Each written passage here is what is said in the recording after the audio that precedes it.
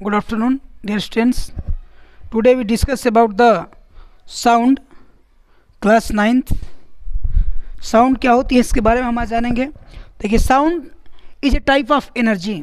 Sound एक type की energy होती है जो किसी मीडियम के सहारे एक पॉइंट से दूसरे पॉइंट तक ट्रांसफ़र होती है, और जब यह हमारे कानों से आगे टकराती है तो उसको कान एब्जॉर्ब करता है और जिसे हम आसानी से उसे सुन पाते हैं. तो हम कह सकते हैं कि sound is a type of energy which produce in A sensation of hearing in A years. मानी जो कान पे जब हमारे जाती है साउंड, तो साउंड के थ्रू हम किसी व्यक्ति की आवाज़ को समझ पाते हैं. ये एनर्जी ट्रांसफ़र है जो एक बॉडी से दूसरी बॉडी में रिलीज होता है, और जब ये एक बॉडी से दूसरी बॉडी को ट्रांसफ़र होता है तो ट्रांसफॉर्मेशन के कारण यह साउंड कान को द्वारा ऑब्जर्व की जाती है, और कान उस साउंड को मस्तिष्क को भेजता है, और माइंड उसे पढ़ लेता है कि सामने वाली वॉइस क्या कह रही है. यहाँ पे सोर्स ऑफ साउंड की बात की जाए तो देखिए, सोर्स ऑफ साउंड में आपको कई तरह के सोर्स दिखाई देंगे जिनसे साउंड प्रोड्यूस होती है. यहाँ कह रहा है कि the drum skin vibrates and makes the air around the drum vibrate. यानी कि जब भी आप किसी ड्रम पे चोट मारते हैं, ये जैसे ड्रम है इस पर अगर चोट मारी है, या किसी भी ड्रम पे ऐसे कोई ड्रम है या कोई म्यूज़िक बैंड है, इस पर अगर आप जब आघात करते हैं, चोट मारते हैं, तो यहाँ से इसके जो मॉलिक्यूल्स हैं वो वाइब्रेट करते हैं, और वाइब्रेट करते हुए मॉलिक्यूल्स जो होते हैं वो एयर वाइब्रेशन के कारण वहाँ साउंड प्रोड्यूस होती है. यानी कि साउंड का जो सोर्स है वो ये देखिए, कह रहा है कि the vibrating air is spreads away from the source, this is a sound wave. माने कि जब एयर का वाइब्रेशन होता है तो वाइब्रेशन के कारण जो वहाँ के एयर पार्टिकल्स हैं वो अपने स्थान पे अप्स एंड डाउन होने लगते हैं, और वो एक वेव के रूप में आगे की ओर बढ़ते हैं, जिसे हम साउंड कहते हैं. यानी कि finally your air piece of the sound wave and your brain translate the sound. यानी कि फाइनली ये क्या होता है कि वाइब्रेशन के जो पार्टिकल्स, वाइब्रेशन ऑफ एयर है, वो वेव के रूप में कानों तक पहुंचता है, जिसको कान सुनता है, वेव को अडॉप्ट करता है, और हमारा ब्रेन जो होता है उसे ट्रांसलेट करके समझ लेता है कि साउंड क्या कर रहा है. तो यहाँ पे एक बात आती है कि वेव क्या है. तो अगर बात हम वेव पे करेंगे, प्रोपगेशन ऑफ साउंड, तो इसके लिए पहले हम थोड़ा सा वेव के बारे में जानेंगे कि वेव क्या होती है. देखिए, वेव की जब बात करेंगे हम, तो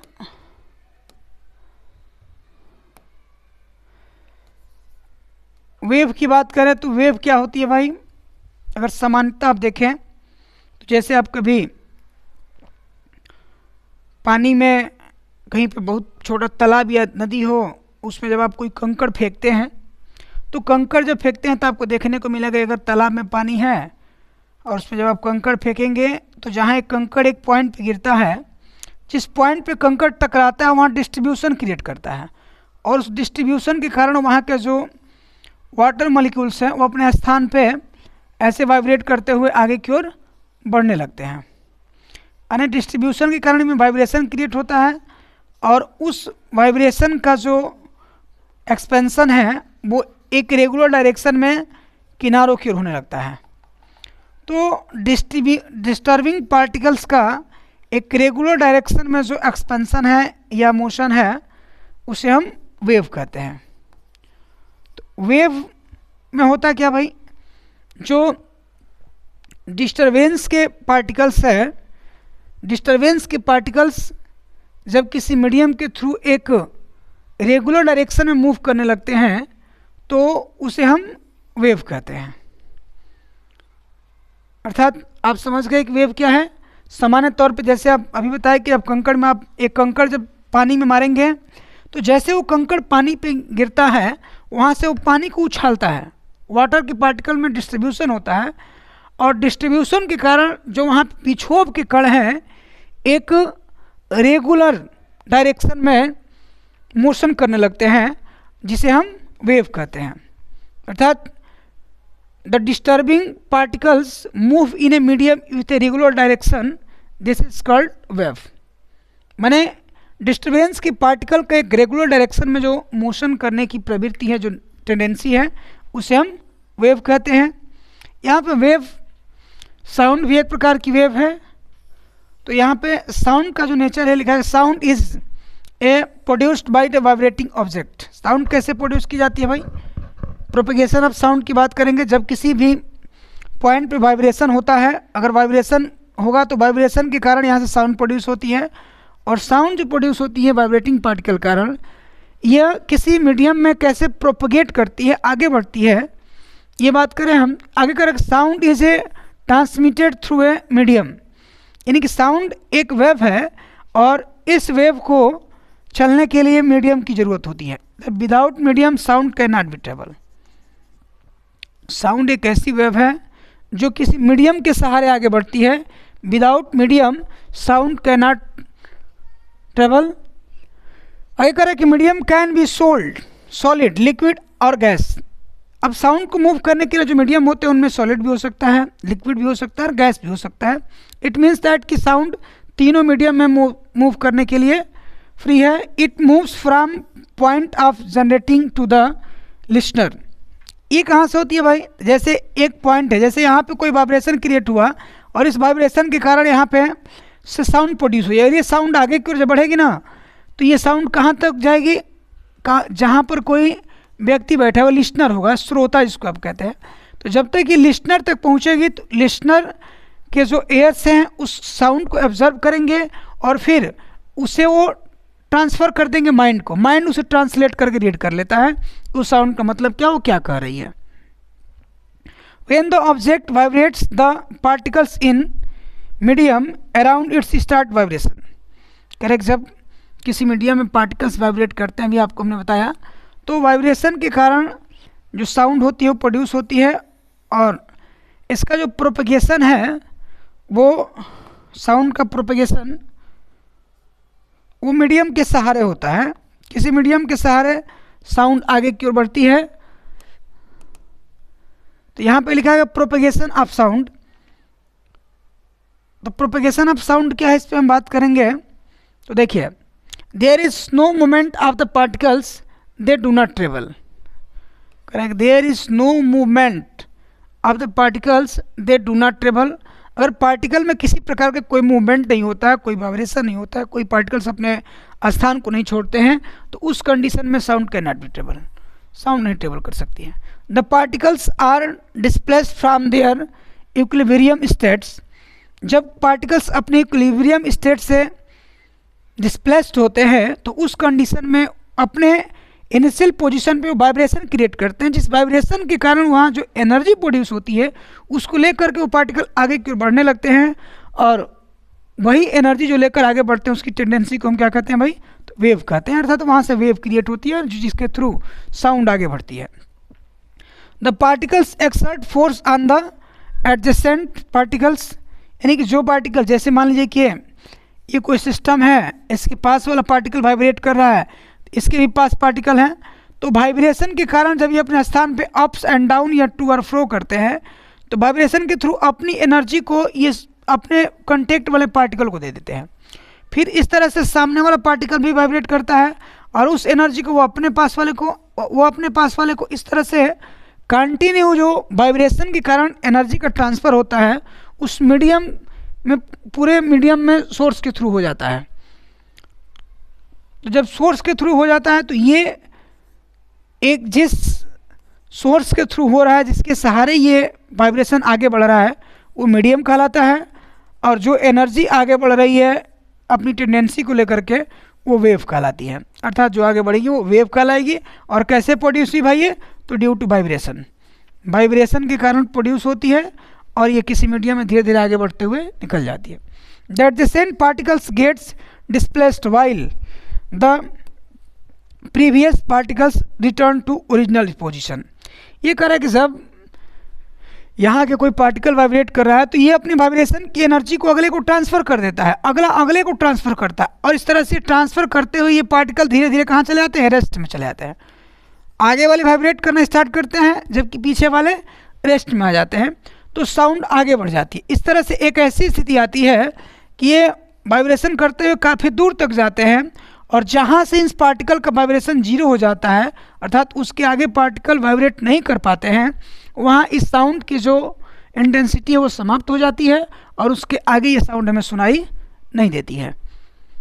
अर्थात साउंड को आगे बढ़ने के लिए वाइब्रेशन नेसेसरी होता है और जब एक पार्टिकल वाइब्रेट होता है तो वाइब्रेशन की एनर्जी पास वाले पार्टिकल को दे देता है और फिर जब पास वाला पार्टिकल वाइब्रेशन करता है तो फिर पीछे वाला धीरे धीरे रेस्ट में आ जाता है।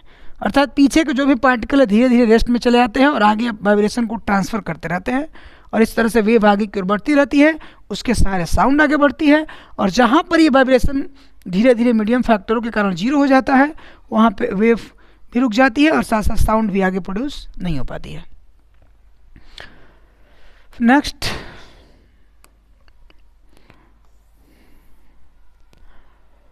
Propagation of sound vibrating air particles. तो जो एयर पार्टिकल के वाइब्रेशन के कारण साउंड है, अभी जैसे हमने बता रहा था कि देखिए ये वाइब्रेशन पार्टिकल, ये डायरेक्शन ऑफ साउंड है, जिस डायरेक्शन में साउंड फ्लो कर रही है। यहाँ पर देख सकते हैं आप, ये फ्लो ऑफ साउंड है, ये एयर मॉलिक्यूल्स हैं, इनमें जब वाइब्रेशन क्रिएट होता है तो वाइब्रेशन के कारण एयर मॉलिक्यूल्स में काफ़ी गैपिंग होती है। तो ये गैपिंग में जब एयर मॉलिक्यूल्स वाइब्रेट करते हैं तो ये अपने आसपास वाले को एनर्जी ट्रांसफ़र कर देते हैं और जब ये आसपास वालों को एनर्जी ट्रांसफ़र करते हैं तो यही एनर्जी प्रोपगेट करते हुए मीडियम के सहारे धीरे धीरे आगे बढ़ जाती है, जो वेव का रूप ले लेती है। तो जिस डायरेक्शन में ये एनर्जी को ट्रांसफ़र करते हैं वेव उसी डायरेक्शन में फ्लो करती है, जिसको हम डायरेक्शन ऑफ साउंड या डायरेक्शन ऑफ वेव कहते हैं। वेव की दिशा में साउंड जाता है तो ये वाइब्रेटिंग एयर पार्टिकल्स, मैंने एयर पार्टिकल के वाइब्रेशन के कारण ये जो साउंड है वो ट्रांसफ़र होती है आगे धीरे धीरे और इस तरह से जिस दिशा में होती है उसको हम डायरेक्शन ऑफ वेव कहते हैं। नेक्स्ट,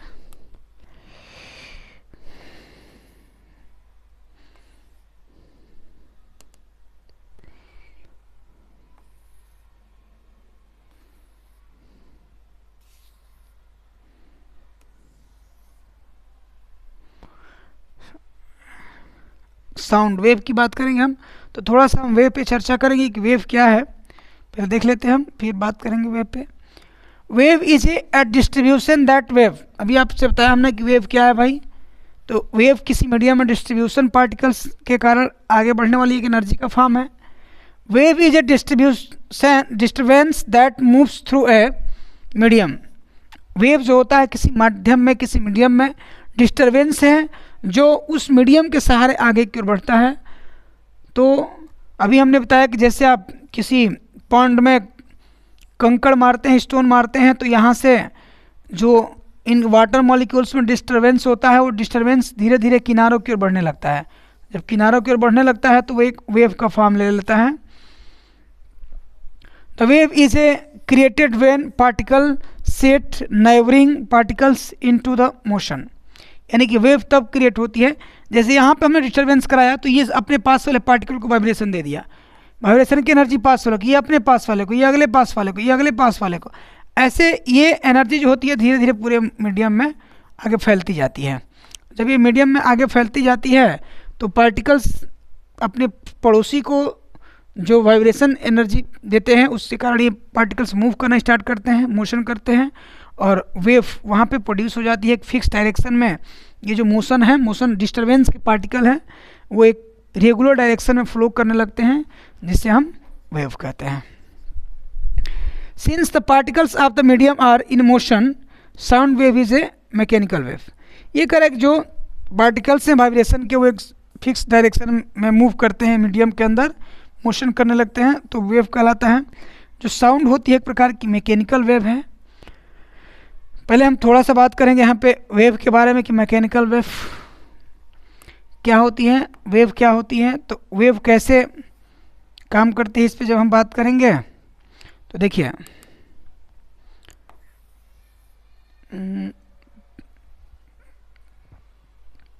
वेव की प्रोपगेशन पे बात करेंगे। तो देखिए वेव क्या होती है भाई, तो there are two types of wave. Wave को बताया हम कि डिस्टर्बेंस के पार्टिकल जब आगे की ओर बढ़ते हैं तो इरेगुलर डायरेक्शन में तो उसे हम वेव कहते हैं। तो यहाँ से जब हम बात करेंगे इस पे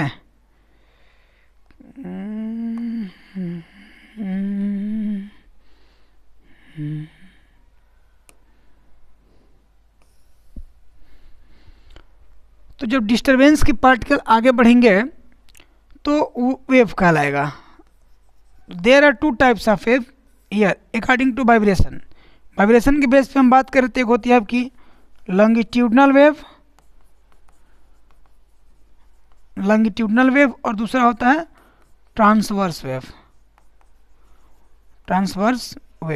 लॉन्गिट्यूडनल वेव क्या होती है, ट्रांसवर्स वेव क्या होती है, इस पे हम बात करेंगे। देखिए, जब किसी मीडियम में डिस्टरबेंस क्रिएट किया जाता है, जब मीडियम में डिस्टरबेंस क्रिएट हो तो डिस्टरबेंस के पार्टिकल यदि जिस डायरेक्शन में वेव मोशन कर रही है, वेव के डायरेक्शन में वाइब्रेट करते हैं, तो वैसे वेव को हम लॉन्गिट्यूडनल वेव कहते हैं। अर्थात आप ये कह सकते हैं जैसे कि वेव का डायरेक्शन ये है और पार्टिकल भी इसी डायरेक्शन में ऐसे वाइब्रेट कर रहे हैं, तो जो वाइब्रेशन पार्टिकल्स है, vibration of particles and direction of wave, vibration of particle and direction of wave in a same direction, this type of wave is called longitudinal wave. तो सेम डायरेक्शन होने का मतलब कि both are parallel to each other. तो जब इनका vibration parallel हो तो आप कह सकते हैं कि ऐसे वेव को हम लॉन्गिट्यूडनल वेव कहते हैं। लॉन्गिट्यूडनल वेव में जैसे ये वेव है, यहाँ पे ये इस डायरेक्शन में अगर ये आगे बढ़ रही है तो जिस डायरेक्शन में वेव आगे बढ़ रही है उसी डायरेक्शन में वाइब्रेशन हो रहा है। यानी कह सकते हैं vibration of particles and the direction of wave parallel to each other, this type of wave is called longitudinal wave. Longitudinal wave में जो वाइब्रेशन ऑफ पार्टिकल्स हैं और साथ साथ डायरेक्शन ऑफ वेव है, जो वेव प्रोपगेट करे मीडियम में, उसका डायरेक्शन और यहाँ पे वाइब्रेशन का डायरेक्शन दोनों जब सेम हो जाता है तो ऐसी वेव को हम लॉन्गिट्यूडनल वेव कहते हैं। अब यहाँ पे लॉन्गिट्यूडनल वेव की बात करें तो थोड़ा सा आप देखिए, लॉन्गिट्यूडनल वेव कैसे मोशन करती है, कैसे आगे बढ़ती है, इस पे बात करेंगे हम। तो देखिए, ये और किसी डायरेक्शन में ऐसे वेव मोशन कर रही है तो जो वाइब्रेटिंग पार्टिकल है वो एक दूसरे के पास पास भी हो सकते हैं और बहुत दूर दूर भी होते हैं। यानी कभी वाइब्रेशन पास पास, कभी दूर दूर। तो ये पास पास और ये दूर दूर। तो इस टाइप से आप ये देख सकते हैं कि कहीं पर इनके बीच कंप्रेशन हो रहा है तो कहीं इनके बीच एक्सपेंशन हो रहा है। तो ये कंप्रेशन जहाँ पे मीडियम के पार्टिकल्स पास पास वाइब्रेट होते हैं, बहुत पास पास क्लोजली वाइब्रेटिंग करते हैं, उसको कंप्रेशन कहते हैं और बाकी को रेडिएशन कहते हैं। तो ये जो आपको दिखाई दे रहा है डायरेक्शन ऑफ वेव है ये, या प्रोपेगेशन ऑफ वेव कह सकते हैं आप, प्रोपेगेशन डायरेक्शन भी कह सकते हैं इसको।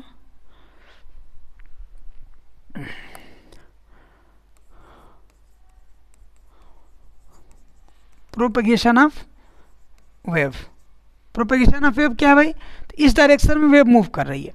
तो यहाँ आप देख सकते हैं कि कंप्रेशन, फिर रेडिएशन, फिर कंप्रेशन, फिर इसके बाद रेडिएशन। यानी कि ये जो वेव है जिसको आप लॉन्गिट्यूडनल वेव कह रहे हैं, तो लॉन्गिट्यूडनल वेव जो है वो कंप्रेशन और रेडिएशन के फॉर्म में चल रही है। यानी कहीं कहीं इसके वाइब्रेशन जो है एक दूसरे के बहुत पास पास हैं और कहीं दूर दूर हैं। तो जहाँ वाइब्रेशन पास पास होते हैं, जहाँ वाइब्रेशन पास पास होते हैं उन्हें हम कंप्रेशन, और जहाँ वाइब्रेशन दूर दूर होते हैं उन्हें हम रेडिएशन कहते हैं।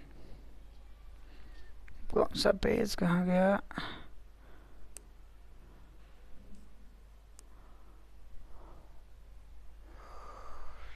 जरा सा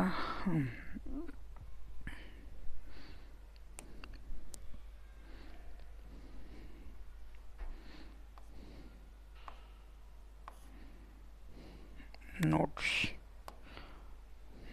ये रहा। तो यहाँ पे ये जो आप देख रहे हैं यहाँ पे पास पास वाइब्रेशन है तो इनको हम कंप्रेशन कहते हैं, और जहाँ दूर दूर है उसको हम रेडिएशन कहते हैं। तो आप कह सकते हैं कि जो लॉन्गिट्यूडनल वेव होती है, लॉन्गिट्यूडनल वेव किसी मीडियम में कंप्रेशन और रेडिएशन के फॉर्म में आगे बढ़ती है, और एक कंप्रेशन से दूसरे कंप्रेशन की जो इसकी लेंथ होती है इसमें, वो इसका वेवलेंथ कहलाती है। यानी कि टू कंप्लीट अ साइकिल, इस पर हम बात करेंगे अभी थोड़ी देर में। तो ये जो आपकी लॉन्गिट्यूडनल वेव है without medium can not B move, ये एक प्रकार की मैकेनिकल वेव है, मैकेनिकल वेव है। और यह मैकेनिकल वेव कंप्रेशन रेडिएशन के रूप फॉर्म में आगे बढ़ती है। तो कंप्रेशन रेडिएशन के फॉर्म में आगे बढ़ती है। और हम आगे बात करेंगे तो देखिए यहाँ से इसके बाद बात आती है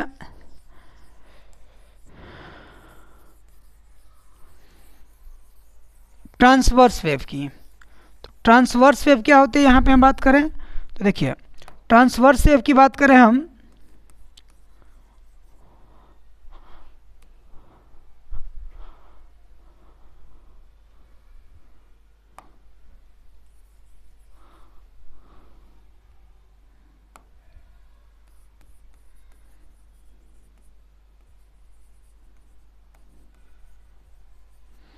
ट्रांसवर्स वेव की बात करेंगे तो देखिए ट्रांसवर्स वेव क्या होती है भाई।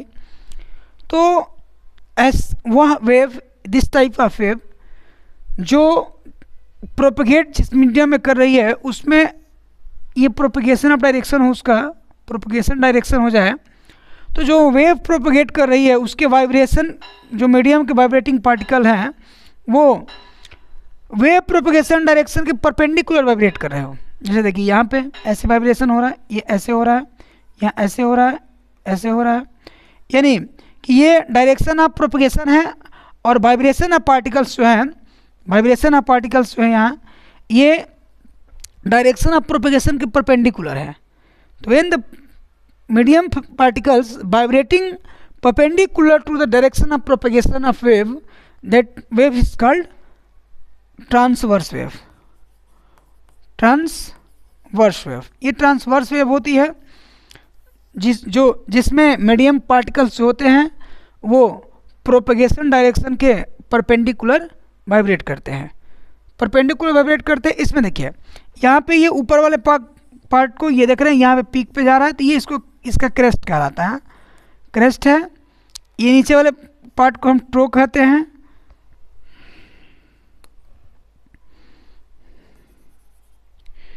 नीचे वाले पार्ट को ट्रो कहते हैं। तो ये फिर ये क्रेस्ट है, ये ट्रो है। तो जो ट्रांसवर्स वो होती है वो क्रेस्ट और ट्रो के फॉर्म में आगे बढ़ती है। Transverse wave is transfer in the form, propagate in the form of crest and trough. ये जो आपको दिखाई दे रहा है, ये एक साइकिल कंप्लीट करने में ये टाइमिंग है। एक साइकिल यहाँ से यहाँ तक, ये जीरो चली थी, जिस लेंथ पे चली थी यहाँ से कंप्लीट करके यहाँ तक आ गई, तो इस बीच में यह एक राउंड चल गई। तो ये travel distance in one round, आप कह सकते हैं वन राउंड में जो डिस्टेंस ट्रेवल की जाती है वो कहलाती है इसका लैम्डा। ये डिस्टेंस वही होती है, और दो क्रेस्ट से क्रेस्ट को मिला दीजिए या दो ट्रो से ट्रो को मिला दीजिए तो भी ये लैम्डा कहलाएगा। अर्थात distance between two crest to crest और two trough to trough is called wavelength of wave. इसको हम वेवलेंथ ऑफ वेव कहते हैं, लैम्डा से डिनोट करते हैं। वेवलेंथ को हम लैम्डा से डिनोट करते हैं। और वेवलेंथ लैम्डा जो होता है, wavelength equal to lambda, it is a distance. एक डिस्टेंस होता है तो इसका यूनिट जो होता है मीटर होता है। Since wavelength of wave is very smaller in comparison of normal length, so it is represent in the smallest unit of length which is name of angstrom. तो वेवलेंथ को हम in the form of angstrom में depend करते हैं। तो angstrom पे से zero लगा कर डिनोट कर देते हैं। तो लैम्डा आपको जहाँ देखने को मिलेगा वो एंगस्ट्रॉम के फॉर्म में मिलेगा। एंगस्ट्रॉम में पढ़ेंगे 1 metre equal to 10 power 10 angstrom होता है। तो 1 एंगस्ट्रॉम इक्वल टू हो जाएगा आपका 10 पर -10 मीटर। तो यहाँ से कंफर्म है कि एक साइकिल कंप्लीट करने में जितना डिस्टेंस ट्रेवल करती है कोई वेव, वो उसका वेवलेंथ कहलाता है, जिसे हम लेमडा से नोट करते हैं और एंगस्ट्रॉम में व्यक्त करते हैं। इसका एसआई यूनिट मीटर होता है, और स्मॉलर यूनिट में जब इसको हम in the form of metre ले जाते हैं तो उसको हम एंगस्ट्रॉम भी कहते हैं। यहाँ पे देखिए एक साइकिल कंप्लीट करने में जो एक रिवोल्यूशन, ये एक रिवोल्यूशन हो रहा है, देखिए यहाँ से यहाँ तक एक रिवोल्यूशन कंप्लीट करने में जो टेकन टाइम होता है, टेकन टाइम को हम कैपिटल टी से नोट करेंगे। To complete a cycle, the taken time to complete a cycle is called time period. इसको हम टाइम पीरियड कहते हैं। एक साइकिल कंप्लीट करने में जो समय लगता है उसको हम टाइम पीरियड कहते हैं और कैपिटल टी से नोट करते हैं। साथ में अब हम बात करेंगे वेलोसिटी। तो वेलोसिटी की बात करेंगे, देखिए तो वेलोसिटी इक्वल टू हो जाएगा या speed equal to velocity equal to आप डिस्टेंस बाय टाइम। तो टोटल डिस्टेंस लैम्डा चल रही है और बड़ा टेकन टाइम कैपिटल टी है, तो v इक्वल टू हो जाएगा आपका lambda by T. v equal to lambda by T. यहाँ पे जो नंबर ऑफ वाइब्रेशन है, नंबर ऑफ वाइब्रेशन यहाँ पे जो पार्टिकल वाइब्रेट करे, मीडियम पार्टिकल, तो यूनिट टाइम इंटरवल में जितना पर यूनिट सेकंड में जितना वाइब्रेट करते हैं उससे उसकी फ्रीक्वेंसी कहते हैं। तो बात आती है कि फ्रीक्वेंसी क्या है। तो per unit time the number of vibration, per unit time the number of vibration is called frequency. Frequency को हम म्यू से भी नोट करते हैं, एन से भी नोट करते हैं, एफ से भी नोट करते हैं, बहुत सारे सिंबल आते हैं, न्यू से भी नोट करते हैं। फ्रीक्वेंसी के इन सारे सिंबल्स नोट करते हैं, आप कोई भी ले सकते हैं। हम फ्रीक्वेंसी को एफ से ले लेते हैं, तो एफ इक्वल टू होता है 1 बाई टाइम पीरियड, अर्थात frequency equal to 1 by time period. तो यहाँ से आप कह सकते हैं कि frequency F equal to time period 1 by capital T, 1 by capital T. आपके सामने ये फार्मूला मिला है कि v equal to lambda by T. तो since v equal to lambda by T, तो v इक्वल टू लेमडा और ये 1 बाई टी, तो 1 बाई टी का मान f है। एंड फ्रीक्वेंसी आप इसको न्यू भी ले सकते हैं, v भी ले सकते हैं, आपके ऊपर डिपेंड करता है। अगर आप न्यू ले लेते हैं तो v इक्वल टू f ले लीजिए, f लेमडा होगा, जहाँ f फ्रीक्वेंसी है, या f equal to v by lambda. This is relation between the frequency, wavelength and velocity of wave. Wavelength, frequency और वेलोसिटी में ये रिलेशन है। और ये रहा आपका वेव। तो वेव आपने पढ़ा भी 2 प्रकार का होता है। नेक्स्ट की बात करेंगे हम। तो देखिए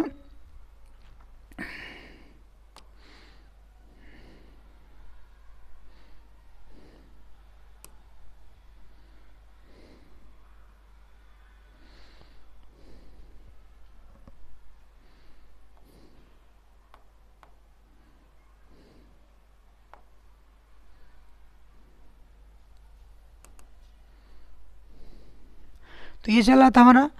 ये अगर sound is form of energy it carried in the form of waves, जो वेव के फॉर्म में चलती है। प्रोपेगेशन आपने पढ़ा, sound only can travel in the medium. Sound की जो स्पीड होती है अलग अलग मीडियम अलग अलग होती है। यह सॉलिड, लिक्विड और गैस तीनों मीडियम में मूव कर सकती है। Necessary condition to produce sound equal to vibration of particle, यानी कि साउंड को प्रोड्यूस करने के लिए जो नेसेसरी कंडीशन है वो ये है कि पार्टिकल का वाइब्रेशन ज़रूरी है। जब तक वाइब्रेशन नहीं होगा तब तक मीडियम में साउंड प्रोड्यूस नहीं हो सकती है। चलो भाई क्या हुआ,